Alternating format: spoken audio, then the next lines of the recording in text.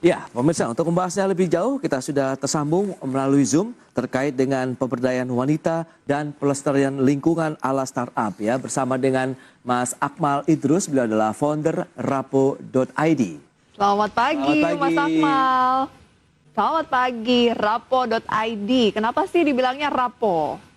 Jadi rapo itu sebenarnya dari bahasa Lontara yang diadopsi dari Bugis Makassar, maknanya adalah buah. Jadi kita mau apa yang kita hasilkan nanti ini membuahkan hasil bersama dengan perempuan, dengan Itu dia. sampah yang kita kelola. Oke, berarti bisa dibilang ini adalah startup asal Makassar. Benar sekali, kita berdirinya di Makassar, bertepatan juga di masa pandemi COVID-19. Ini sangat ini ya Pras ya, apa sih masyarakat Indonesia sendiri saat ini dalam bidang startup sudah cukup meningkat ya. Kemarin ada dari Bandung, dari Jakarta apalagi, sekarang dari Makassar. Kota-kota besar sudah bermunculan ini startup baru, dan ini bicara mengenai terkait dengan isu pemberdayaan perempuan dan kesetaraan gender ini. Sejauh mana nih fokusnya jadi rapo.id? Betul sekali. Nah, ini kenapa kita memang fokus kepada perempuan, karena kita melihat bahwa isu kesetaraan gender memang masih butuh banyak dukungan. Apalagi kalau kita melihat bahwa peran dari perempuan di Indonesia, juga di Kota Makassar, bahwa perempuan itu hadir hanya sebagai pelengkap. Nah, itulah yang membuat mereka keterbatasan mendapatkan banyak akses, termasuk akses pekerjaan. Nah, kita ingin bahwa di Rapo ini perempuan tidak hanya menjadi pelengkap. Nah, mereka yang menjadi pemeran utama dan sekaligus dapat memberikan sebuah sumbangsi bagi perekonomian mereka juga, membantu keluarga mereka juga, sekaligus kepada lingkungan. Kurang lebih seperti itu. Berarti Rapo, mungkin banyak yang masih bingung ya, rapo.id ini bergeraknya di bidang apa sih? Kalau saya katakan menyulap sampah plastik menjadi barang bernilai, benar nggak? Betul sekali. Jadi kita itu mendaur ulang sampah kantong plastik sekali pakai menjadi beragam produk tas. Jadi memang kenapa kita mendaur ulang dari sampah kantong plastik, karena kita tahu permasalahan sampah kantong plastik di Makassar khususnya, bahkan di Indonesia itu sangat serius sekali dan harus butuh partisipasi kita semua untuk fokus kepada isu tersebut. Itu dia. Narasi dari pemberdayaan perempuan kemudian kesetaraan juga ini akhirnya bisa disatukan begitu. Prosesnya mungkin bisa dijelaskan begitu. Dan apa sih yang melatar belakangi akhirnya juga dibentuk rapo.id ini? Apakah memang fokus hanya nanti anggotanya wanita-wanita saja atau seperti apa? Ya, jadi awalnya memang kita bergerak karena permasalahan sampah kantong plastik. Namun kita lihat bahwa kita melihat bahwa ada sebuah peluang di mana peluang ini cocok dengan perempuan-perempuan, karena kita tahu bahwa akses bekerja bagi perempuan itu paling utama terjadi karena mereka itu tidak punya waktu. Karena kita tahu bahwa Indonesia itu memang masih anggap bahwa peran perempuan itu ada di dalam rumah tangga begitu. Nah, kita berpikir kira-kira apa yang bisa kita lakukan di mana mereka bisa tetap fokus pada rumah tangga mereka, mengurus anak mereka, tetapi juga peran mereka untuk mendapatkan akses pekerjaan juga ada seperti itu. Sehingga kita rasa bahwa kenapa tidak perempuan-perempuan yang kita berdayakan, mereka toh bisa tetap berkolaborasi dengan kita di Rapo, namun mereka juga bisa tetap mengurus keluarga mereka. Ini gitu. ada pelatihan diberikan juga kepada anggota-anggota tadi, sehingga bisa mengkreasikan tadi dari sesuatu yang tidak berguna jadi bermanfaat misalnya. Betul sekali Mas Prasetyo. Jadi kami benar-benar itu melibatkan beneficiaries atau penerima manfaat itu adalah perempuan di kawasan prasejahtera ataupun di kawasan pesisir.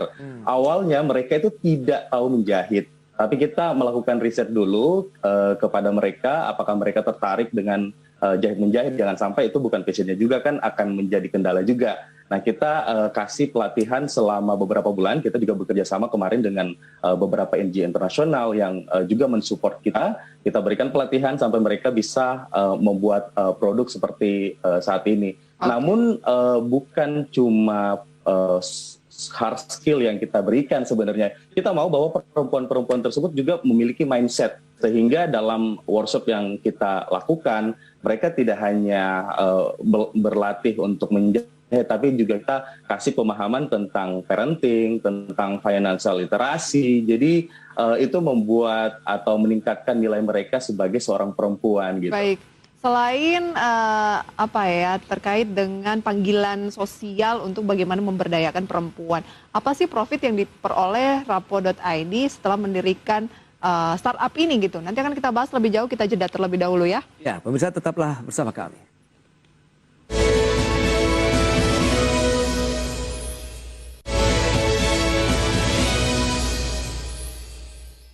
Ya, terima kasih Anda masih bergabung bersama kami dalam Power Breakfast segmen Create Up. Dan kita lanjutkan kembali perbincangan bersama dengan Mas Akmal Idrus. Beliau adalah founder Rapo.id. Ya, Mas Akmal, Anda selaku founder dari Rapo.id, ini sebenarnya startupnya sudah berdiri berapa lama? Dan kalau dari segi namanya kita mendirikan sebuah usaha, tentunya pengen ada profit di sana gitu. Mekanisme untuk meraih profit dari Rapo.id sendiri bagaimana? Mungkin masih ke-mute? Oke. Jadi kami berdiri sejak kita berdiri sejak tahun pada tanggal 20 Juni tahun 2020. Jadi kita memang masih baru dan kita masih jalan 2 tahun. Namun kita optimis bahwa bisnis ini memang adalah bisnis yang peluangnya sangat besar sekali. Apalagi kita lihat bahwa saat ini banyak sekali masyarakat yang sudah peduli terhadap isu sustainability gitu kan. Nah, kalau dari profitnya sebenarnya ini kita dari hasil penjualan. Dan kalau untuk perempuan-perempuan yang kami berdayakan, kita biasanya berdayakan bukan pekerjakan sebenarnya.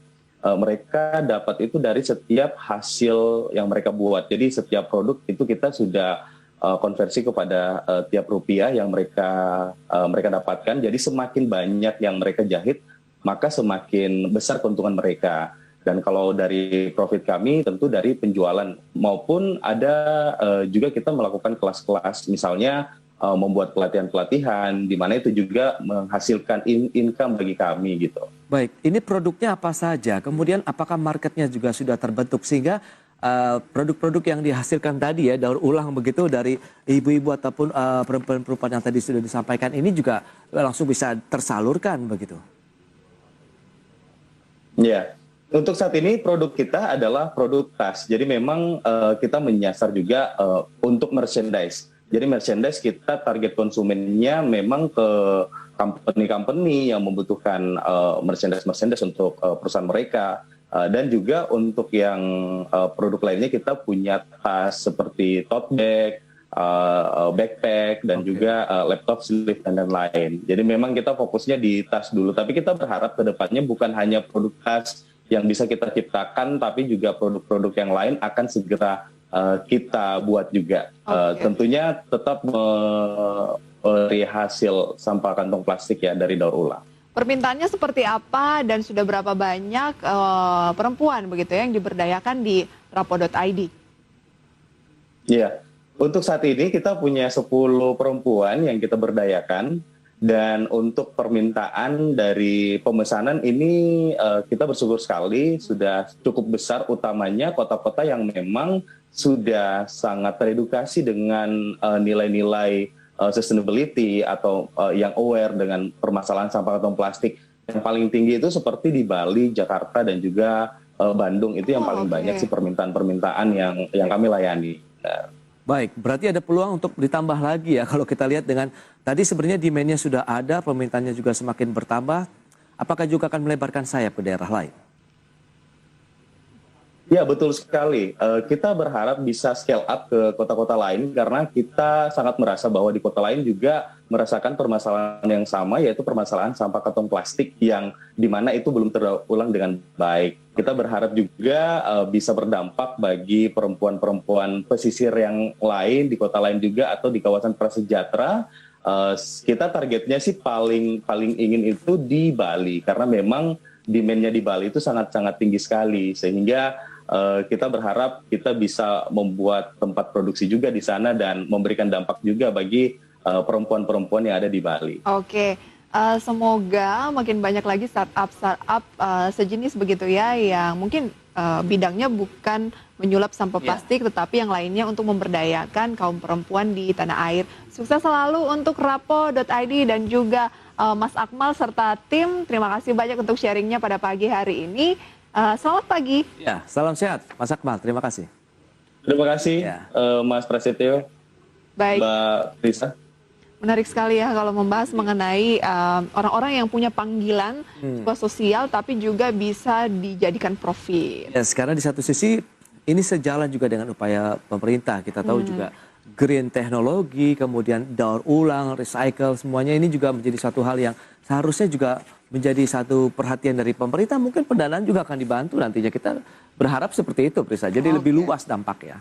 Baik, dan sudah 1 jam kami menemani Anda pemirsa dalam Power Breakfast dengan sejumlah informasi. Semoga ini bisa menjadi referensi untuk karir, bisnis, maupun juga investasi Anda ya. Dan akhir kata saya Prisa Sempodatu dan rekan saya. Ya, Prasetyo Ibo, terima kasih banyak atas kebersamaan Anda. See you in the